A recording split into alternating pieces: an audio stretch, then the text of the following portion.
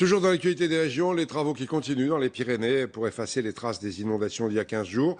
Quelques routes sont encore coupées et des bâtiments menacent de s'effondrer. À Barèges, on a commencé d'ailleurs à les détruire, une commune toujours presque déserte où sont allés Pascal Michel et Paul Étienne Zahn. Dans quelques jours, il ne restera plus rien de l'hôtel du Tourmalet. D'abord le toit, puis le reste du bâtiment.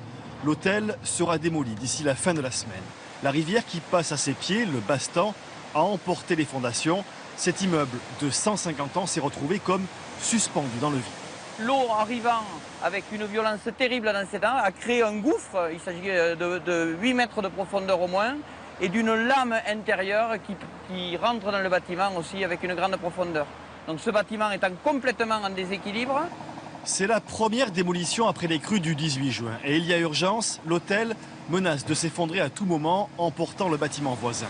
Ailleurs, dans Barèges, c'est le chaos. Les ponts, les maisons ont été emportées, le camping est dévasté. Ce couple d'habitués retrouve sa caravane 15 jours après la catastrophe.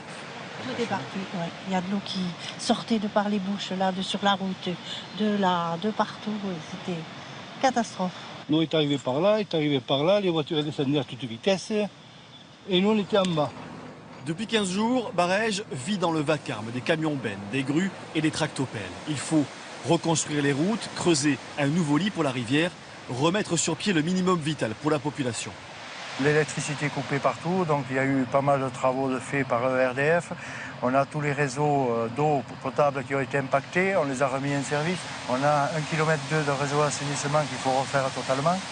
On a notre station d'épuration qui est entièrement détruite. Le 13 juillet, la route du Tourmalet devrait être rouverte à tous. Barèges sera de nouveau accessible et espère ainsi attirer les touristes. Et oui, tout à l'heure on évoquait les résultats du bac, mais ce sera aussi à propos de touristes demain la date officielle des grandes vacances pour les enfants. Beaucoup de gens sont déjà partis, mais demain